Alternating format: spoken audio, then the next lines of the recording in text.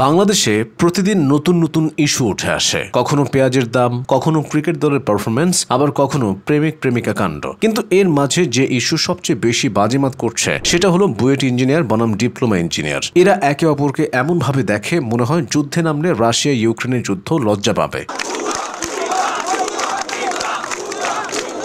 মানুষ ভাবে doctor engineer মানেই সমাজের ভিআইপি, কিন্তু এখন বোঝা যাচ্ছে ডাক্তাররা শুধু রোগী নিয়েই ব্যস্ত, আসল টেনশন ইঞ্জিনিয়ারদের মধ্যে। বাংলাদেশ এখন উন্নয়নের মহাসড়কে চলছে, চারদিকে শুধু সেতু, ফ্লাইওভার, মেট্রো রেল আর পাওয়ার প্ল্যান্ট।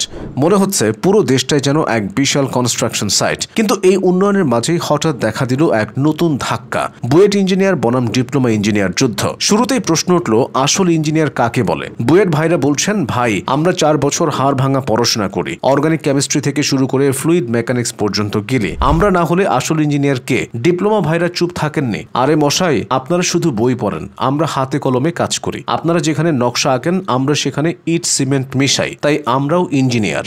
বুয়েট ইঞ্জিনিয়াররা ভর্তি পরীক্ষার দিন থেকেই নিজেদের আলাদা ভাবে। ওরা ভাবে আমরাই জাতির ভবিষ্যৎ। সত্যি বলতে ভর্তি পরীক্ষায় যে ক্যালকুলেটর নিষিদ্ধ সেটাই নাকি প্রমাণ যে তারা মানুষ নয়, রোবট। বুয়েট ভাইদের জীবন মানেই বই, ক্লাস, ল্যাব আর সাপ্লি পরীক্ষা। অন্যদিকে ডিপ্লোমা ইঞ্জিনিয়াররা কলেজে ঢুকে হাত ময়লা করতে শুরু করে। কেউ মোটরের পিস্টন খুলে, কেউ ফ্যান খুলে আবার জোরে, কেউ আবার ব্যাটারির মেরামত করতে গিয়ে নিজে কারেন্ট খায়। কিন্তু ওরা গর্ব করে বলে আমরা হাতে কলমে শিখি, আমরা প্র্যাকটিক্যাল রাজা। সরকারি চাকরির নিয়ম দেখে তো একেবারেই নাটক শুরু। 10ম গ্রেডের চাকরি পুরোপুরি ডিপ্লোমা ভাইদের দখলে, 9ম গ্রেডে আবার তাদের জন্য প্রমোশন কোটা। বুয়েট ভাইরা রাগে ফেটে পড়লেন, এইটা তো রীতিমতো বাউন্সার। আমরা 4 বছর পরে চাকরি পাই না আর আপনারা শর্টকাটে প্রমোশন, এটা কেমন ম্যাচ? এরপর শাহবাগ মোড়ে নেমে এলো ইঞ্জিনিয়ার বনাম ইঞ্জিনিয়ার ডার্বি ম্যাচ। বুয়েট ভাইরা ব্যানার নিয়ে হাঁক ছাড়লেন, কোটা নয় পরীক্ষা চাই। ডিপ্লোমা ভাইরা পাল্টা বললেন, আমাদের উপাধি কেড়ে নিলে রাস্তায় নেমে যাব। দুপক্ষই মনে হচ্ছে একই মাঠে দুইটা আলাদা টিম। কিন্তু মজার ব্যাপার হলো দর্শক সবাই হাসতে হাসতে খেলা উপভোগ করছে। সরকার হয়তো ভাবছে ওরা খেলায় মেতেছে, আমরাও রেফারি বসাই। সত্যি বলতে কি, এই লড়াইটা আসলে এক ধরনের ইঞ্জিনিয়ারদের ইনসাইড ফাইট।